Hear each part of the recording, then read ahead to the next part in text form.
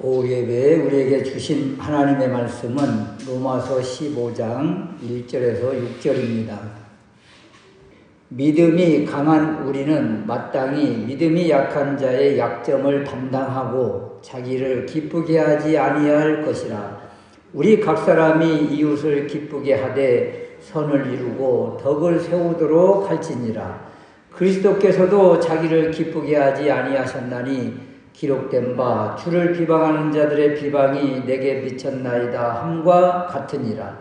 무엇이든지 전에 기록된 바는 우리의 교훈을 위하여 기록된 것이니 우리로 하여금 인내로 또는 성경의 위로로 소망을 가지게 함이니라. 이제 인내와 위로의 하나님이 너희로 그리스도 예수를 본받아 서로 뜻이 같게 하여 주사 한 마음과 한 입으로 하나님 곧 우리 주 예수 그리스도의 아버지께 영광을 돌리게 하려 하노라. 아멘. 이웃을 기쁘게 하자라는 제목으로 말씀을 드리겠습니다. 믿음이 눈부시게 아름다운 사람은 자신의 자유와 그 기쁨보다 상대방 이웃을 배려하는 그런 모습이었다. 이기주의가 또 개인주의가 팽배한 이 세상에서 어떻게 이웃 이렇게 내 주권을, 내 기득권을 내려놓고 상대방을 위해서 위하는 삶을 살 수 있을까? 어떻게 사는 것이 이렇게 아름다운 믿음이라고 말을 들을 수 있는가? 그 신앙의 짐 같지만 이러한 짐을 하나씩 지면서 감당해 나갈 때 우리의 신앙도 믿음도 자라는 것이다 하는 거죠. 첫 번째 우리가 생각할 수 있는 것이 강한 자의 책임인데 그 연약한 자의 약점을 담당하라고 하십니다. 연약한 자의 약점, 연약한 자의 짐을 담당해라. 1절 말씀에 보면 믿음이 강한 우리는 마땅히 연약한 자의 약점을 담당하고 자기를 기쁘게 하지 아니할 것이다. 강한 자는 신앙의 확신과 믿음과 자유함이 있어서 무엇을 먹든지 마시든지 거리낌이 없는 그런 성숙한 신자인데 이 강한 자가 마땅히 해야 될 것이 있다는 거예요. 마땅히 해야 될 것. 그냥 단순한 권유가 아니라 할 수만 있으면 해라 이런 것이 아니라 마땅히 갚아야 될 책임과 의무가 있다. 그 약한 자의 그 약점을 그것을 가지고 조롱하고 비난하고 정죄하는 것이 아니라 그 약한 자의 그 모습, 그 약점을 대신 짊어져야 된다. 이런 것입니다. 여기 약점을 담당하자 이것은요, 빚진 자로서 갚아야 될 의무를 가리키는 거예요. 빚진 자는 마땅히 당연히 갚아야 되는 거잖아요. 이런 것처럼 그 연약함, 약점들 이런 것들을 대신 다 짊어지는 것이 강한 자의 마땅한 책임이다. 더군다나 이 여러 약점들 또 흔들리는 것들 이런 것들을 그 무거운 짐을 어깨에 메고 옮기는 것, 이 담당하자 이런 것인데 무거운 짐을 어깨에 메고 옮긴다는 뜻이에요. 단순히 약한 자의 그런 모습을 참아준다 이런 것이 아니라 적극적으로 그 사람의 약점을 대신 짊어지는 것인데 일회성으로 끝나는 것이 아니라 지속적이고 반복적으로 짊어져야 될 것을 말합니다. 그러니까 바울은 지금 강한 자에게 약한 자를 봐줘라, 참아줘라, 기다려라, 이런 정도가 아니에요. 그 사람의 약점, 그 사람의 짐을 짊어지고 옮겨주라. 적극적으로 희생하고 이러한 일을 채무, 빚을 갚는 그 마음으로 감당을 하라는 것입니다. 이것이 바로 우리 그리스도, 우리 주님이 우리에게 먼저 본으로 보여주셨고, 어떻게 해요? 우리의 짐, 우리의 약점, 우리의 죄악을 우리 주님이 다 짊어지시고 십자가 위까지 올라가셨잖아요. 강한 자는 그리스도를 본받아 약한 자의 약점을 이렇게 짊어지고 담당할 책임이 있다, 이런 것입니다. 여러분, 우리 교회, 기독교가 우리나라에 들어오면서 변화된 것 중에 가장 큰 것이 무엇일까요? 여러분, 우리 조선시대 어르신들, 부부들 걸어가는 것 한번 보셨습니까? 그냥 남편은 양반 있네 하고 앞서서 딱 걷잖아요. 그러면 뒤에 부인은 어떻게 해요? 그 무거운 짐을 다 짊어지고 혼자서 그 뒤를 따르는 거예요. 우리 조선시대의 모습입니다. 남편은 손 까딱도 하지 않고 그냥 뒷짐지고 걸어가는 거죠. 부인은 오히려 약한 사람인데 약한 사람은 짐을 막 끙끙 대면서 따라가요. 여러분, 이것이 교회가 들어오면서 어떻게 바뀌어요? 강한 자, 남편이 약한 자, 아내의 짐을 대신 짊어지고 가는 거죠. 이 아주 성경적인 거예요. 그래서 이런 모습이 바로 교회 공동체 안에서도 강한 사람이 약한 사람의 그 모습, 힘들어하는 것들, 약점들, 짐들을 다 짊어져 줘라. 그 약한 사람은 그 작은 것 하나도 짊어지고 가기가 힘이 든다. 그것이 거리낌이고 걸림돌이고 부딪힐 돌이다. 그러니 강한 사람이 그것들을 치워주고 덜어주고 짊어져 주는 것이 마땅하다. 이런 모습이 진정한 하나님 나라의 공동체 아니겠습니까? 두 번째, 우리가 이렇게 이웃을 기쁘게 약한 사람의 짐을 대신 짊어주는 그런 목적, 무엇인가? 이웃을 기쁘게 하는 목적, 그것은요, 2절 말씀에 우리 각 사람이 이웃을 기쁘게 하되 선을 이루고 덕을 세우도록 할진지라. 우리 각 사람 강한 자, 약한 자를 막론하고 교회 공동체의 모든 개인에게 적용되는 이 개별적 책임을 이야기를 합니다.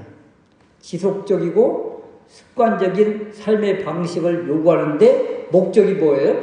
덕을 세우기 위해서 세운다. 오전에도 말씀드린 것처럼 이렇게 집을 짓는 거예요. 건축하는 거예요. 이루는 거예요. 성전을 완성하는 겁니다. 한 사람 한 사람 또는 공동체의 교회를 세우는데 한 사람 한 사람이 이렇게 집을 짓는 것처럼 벽돌을 올리듯이 이렇게 해서 세우는 것 분명하지요. 한 사람 한 영혼의 신앙을 세우기 위해서 그 사람을 기쁘게 하는 것입니다. 그 사람의 그냥 비위를 맞추는 것이 아니에요. 어쩔 수 없이 하는 것도 아닙니다. 이웃을 기쁘게 하는 이것은 그냥 목적 없이 사람의 비위를 맞추고 진리를 타협하는 것이 아니라 그 한 영혼을 믿음 위에 굳게 서게 하기 위해서 그 사람의 신앙을 세우기 위해서 이렇게 헌신하는 어떤 한 사람 한 사람의 모습이 있어야 된다. 이것이 역시 주님을 본받는 모습이라는 거예요.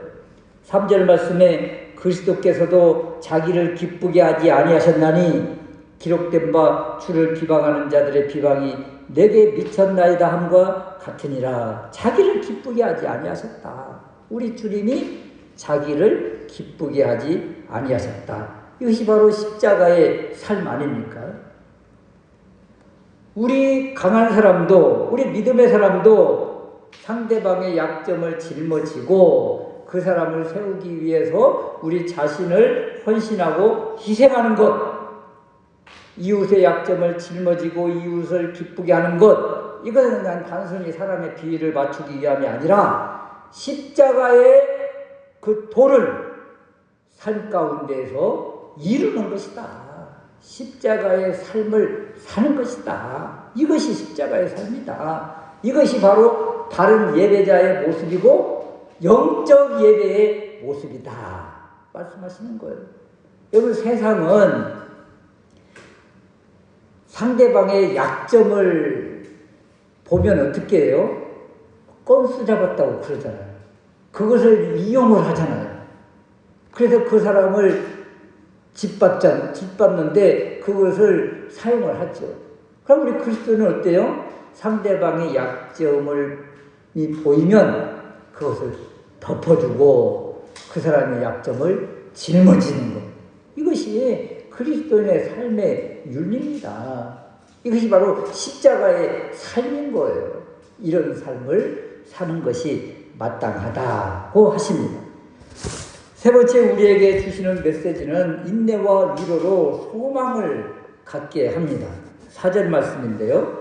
무엇이든지 전에 기록된 바는 우리의 교훈을 위하여 기록된 것이니 우리로 하여금 인내로 또는 성경의 위로로 소망을 가지게 함이니라. 소망을 갖게 하는 것.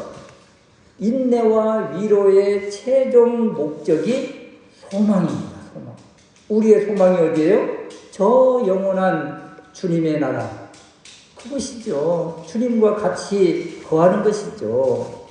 그래서 이웃의 약점을 짊어지고 이웃을 기쁘게 하는 삶이 쉬워요? 어려워요? 어렵지요. 내 주권을 포기해야 되고 내 자유를 내려놓는 것이고 내 권리, 내 기득권을 내려놓는 것인데 얼마나 힘듭니까? 그래서 이런 삶에는 반드시 무엇이 필요해요? 인내가 필요한 것입니다. 그래서 우리에게 필요한 것이 바로 그리스도의 인내, 그리스도의 희생이다. 이 성경을 통해서 우리가 배우는 것 아닙니까? 십자가의 도가 이런 것 아니에요? 십자가의 도가 인내 없이 어떻게 우리가 삶 가운데서 적용이 됩니까?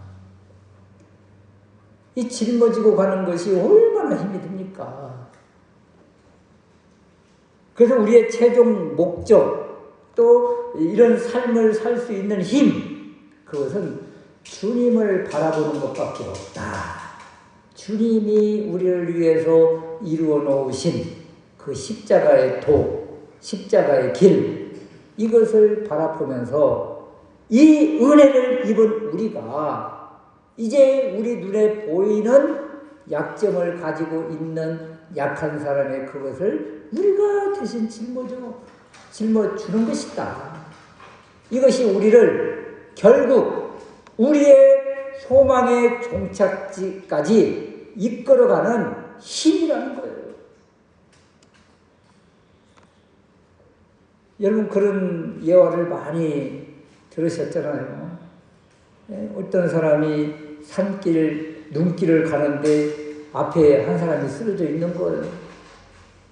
그래서 가다가 어떤 사람은 아이고, 나 혼자 가기도 벅찬데 저 사람을 어떻게 내가 이끌고 갈 수 있겠는가. 그래서 혼자 걸어갑니다.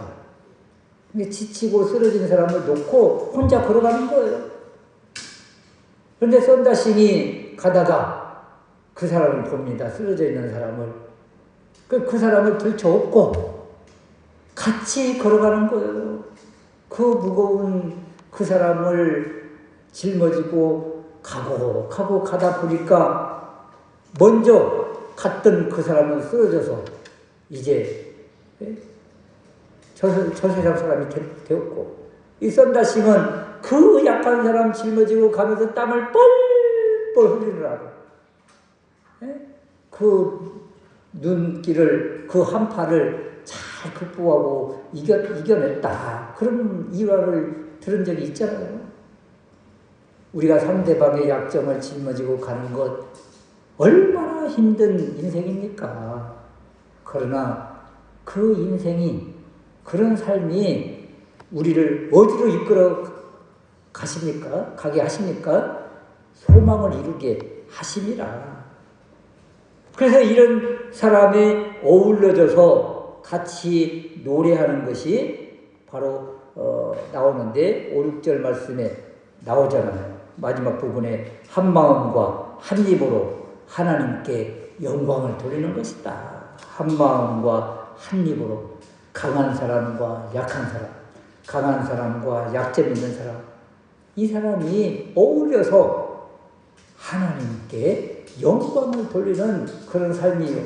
이 삶이 계속 주님 나라에 가서 이제 어울려서 하나님께 축제로 예배 돌리는, 또 찬양 돌리는 그런 아름다운 모습이 되는 것이다.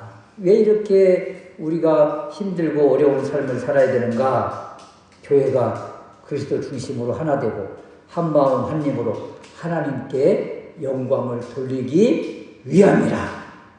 강한 사람이 약한 사람과 그 약한 사람의 약점을 어우르고 그리고 짊어짐으로 그 공동체가 아름다운 하나님 나라의 공동체가 된다. 이런 공동체가 되기 위해서 우리 한 사람 한 사람이 그렇게 짊어지려고 하는 십자가의 도를 삶 가운데서, 가정에서, 공동체에서 감당하는 우리가 될 수 있으시기를 주님의 이름으로 축원합니다. 아멘.